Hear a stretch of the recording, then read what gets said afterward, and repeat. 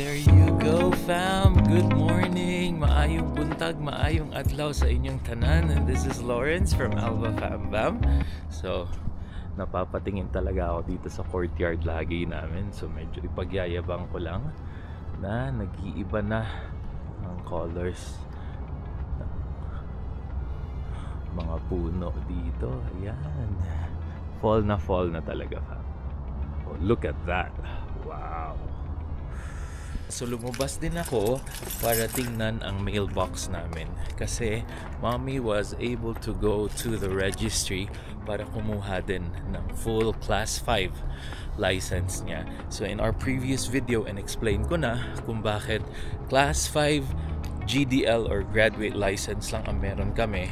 Ayun pala, may inconsistency with regards sa pag-report ng British Columbia to Alberta. That's why hindi sila maka-issue agad ng full class 5 na license for the both of us. So ngayon, since after 1 year na kami nandito sa Alberta, nag-remind na rin sila last May na pwede na daw namin kunin ang full class 5. Ngayon lang namin maasikaso ni Mami. So ayun, nakapag-asikaso ako last week, si Mami din. So aabangan natin and surprise kung meron bang dumating na driver's license. Meron ba? Wala. Okay, wala pa. Siguro mga around 5 days pa lang naman na pumunta si Mommy sa registry. So baka next week pa or late this week dadating. So balik na tayo sa bahay. There you go. So ayun nga pala, siguro today, since medyo madami kaming nabili yesterday sa IKEA, yun yung gagawin natin. So magkukumpuni tayo ng mga aayusin or i-assemble. So I think I could start assembling yung jacket stand namin kasi wala kaming stand dito, fam. So medyo nahihirapan kami when it comes to kung saan ilalagay yung mga cap, yung mga jacket, winter jackets and all. So ayun, and ayun nga pala, ito yung isa sa nabili ko sa auction. So ganda oh, UV Security. So around 500 to, pero nabili ko siya sa auction ng 150, mga ganon, 155. So very good. Can I help you? Yan, nagsasalita pa. Diba? So, pwede siyang mag-pin. May doorbell din, may video. And of course, our favorite, touch to unlock and lock. So, there you go. Yan, so far, ako at si Mommy ang merong fingerprint dyan. So, okay, nandito na tayo sa loob. And, yeah, so, kawawa kami kasi ito lang yung lagayan namin, and for the caps is ito. So kulang na kulang talaga. So gawin na natin itong nabili natin sa IKEA na lalagyan ng mga jackets. Okay.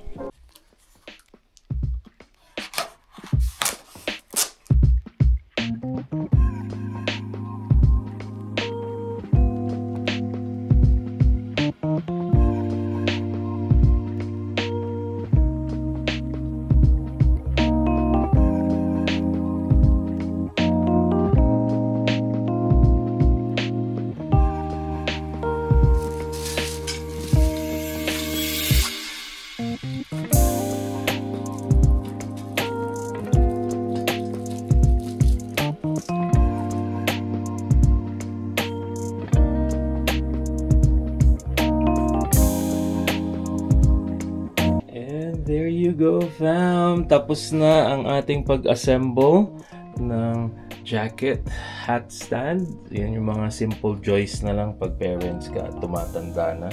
Happy na naman yan si Mommy. So mamaya siya na yung mag-aayos ng mga jackets. So we're down to 1 at meron pang 2 i-assemble si Mommy. So see you later.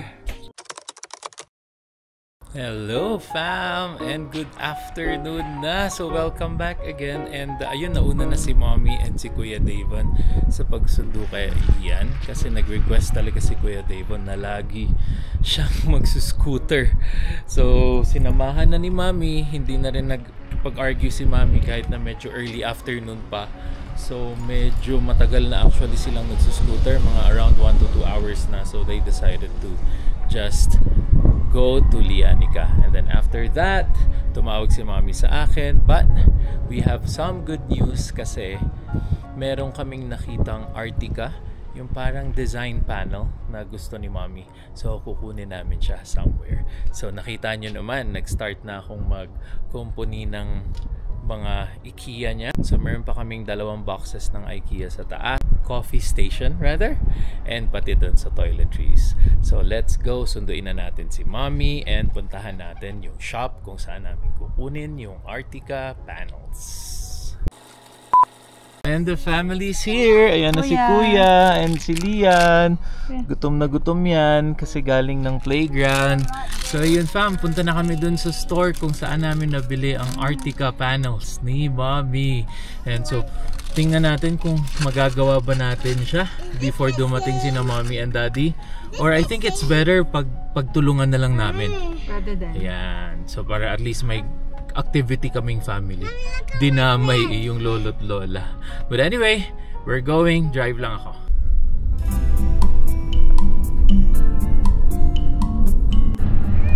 Hello fam. So nakuha na namin ang mga goodies ni Mommy. So dito kami, napadaan kami dito sa Homestead Community.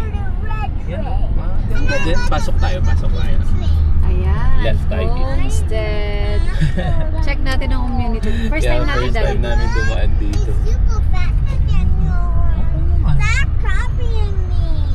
Mga townhouse. So new community actually ito. Nakikita lang namin to pag dumadaan kami ng Stony. So ngayon, dahil napapasok na rin kami, it's on the way siya dun sa pinuntahan namin. Might as well i-check na natin. Ayan. So, scan lang. Mga townhouses to. Ganda. Ganda ng mga modern townhouses. Oo nga, look at that. Yan.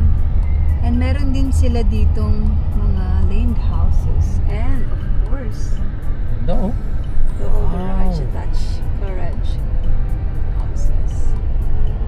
Sobrang bagong-bagong community pa nito. As in may I might service. say, yeah. As in may service road siya papunta dito. Yeah. Hindi pa siya parang masyadong integrated. Although meron naman galing Saka, Stony Trail. iba-iba yung ano nila, oh. Modern houses. Nice. Yun o. Ang school kaya nito, love, saan? Sa Yun ano, lang. no? Siguro sa may ano. Saddle Town, Saddle Ridge. Yeah. Dito yung mga school.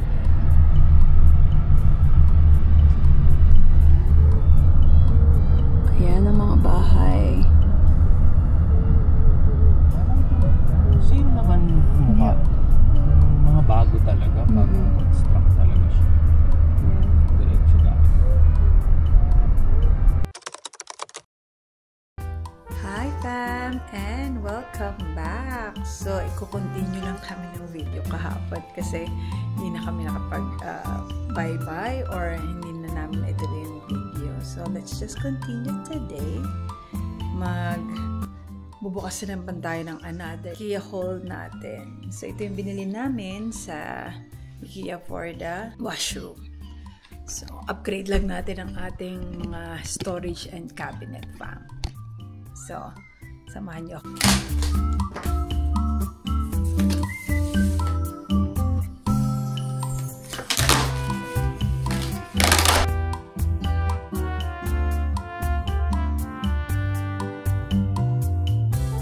Basahin muna natin ang Bible para hindi tayo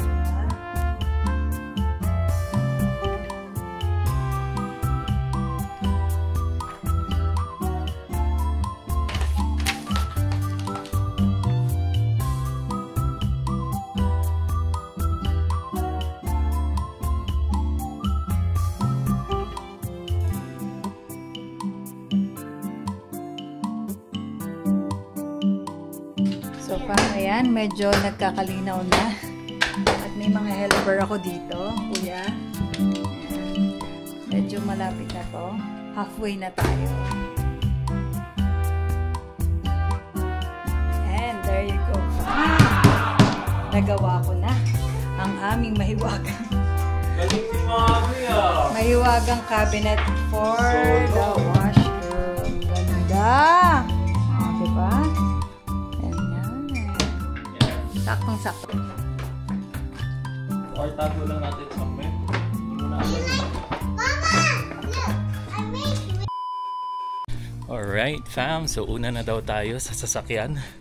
At nagpiprint pa si Mommy ng Welcome to Canada, Ninang! So kasama natin ang ating mga kiddos. There you go! Yan, so dito tayo dadaan sa courtyard. We're on our way to airport. Nakaland na ang aking very special bisita for today's video. Specially delivered from Germany. Sobrang layo nung pinanggalingan. Yeah. Magstay siya sa amin ng 5 days. So, super bonding ang mangyayari sa amin. Isa to sa pinaka-close friend ko back in Singapore. Yeah. So, alam niyo naman, magtagal talaga para makasama ng matagal si Donna. 5 days, oh. parang last kita natin is sa Europe. Sa Europe, Yeah, So, I think Barcelona. Ito yung partner namin lagi. Pag Sa travel. pupuntang Europe at Yeah. magta-travel. Kasi syempre, tiga doon siya. Yep. Nagpapasample ko nga si friend ng German. Aliman. Yep. So, ayan. On the way na kami. And in a few minutes, makikita nyo na ang bisita namin. So, see ya! Andito na naman po kami sa airport, Pam. So, lagi po tayo may bisita this past few months. So, hatid sundo tayo sa airport ng peg natin. So, andyan na ang aking isa sa matalik na kaibigan din. Naghihintay na lang siya sa amin. Park muna kami para hindi kami magmadali. Kasi nasa baggage area na daw siya. So,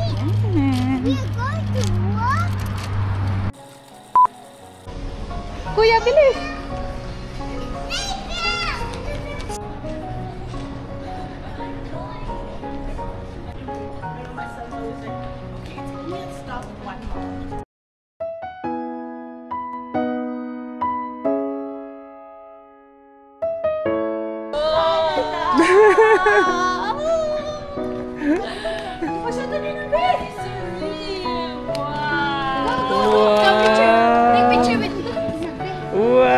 Wow! That's our Didang. Okay. Wait. 1, 2, 3, go. One more. 1, 2, 3, go. One more. Alright! Yan si Ninang. Ang aming Pinay Aliman. Hello! Kamusta? Bless na muna. Bless. Yeah, you are like newborn. Like a potato. Bless na. Okay. You speak Tagalog? Opo. Sabi nila, what are you doing here in Canada? Sabi ng immigration. Ano sabi mo? Sabi ko,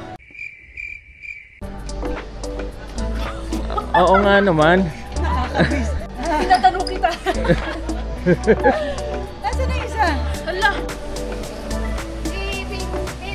Hala, ayoko! Fresh na fresh. Kaya, Hindi ko pa nung masabi, pagpunta hindi ko pa namin- nakwento. Yun yung last time. Yeah, that's right. Ninang, oh. Hala! Ito yung namin, body. Body sa pasyal. Minamasahan ko sa bed. Yeah. Astig eh. Okay, lakad lang kami, fam. Diba? Kasi in Europe kami or Asia, ganyan. Of course, yes! Diba nakapag-Australia, super Italy, Germany. Yeah, halos na ano na ang Europe. Munich, Garmisch. Saan nga yun, babe? Yung wala kaming passport, pumunta tayo? Austria! Nagtawid lang. Yeah, nagtawid tayo ng walang passport. And then, Florence. Nag-Spain pa tayo. Yes! Kasama si Justin. Sobrang dami natin pinuntahan na. Kasi hindi talaga kami dumivisa kami ng US. Pero hindi talaga kami nag-US pa ng Dito pa lang kayo dati, di ba? Exactly. Diba? Never nga kami naisip mag-Canada ang visit eh. Actually, US lang. Diba lang, hindi ko talaga yun expect na. Oo.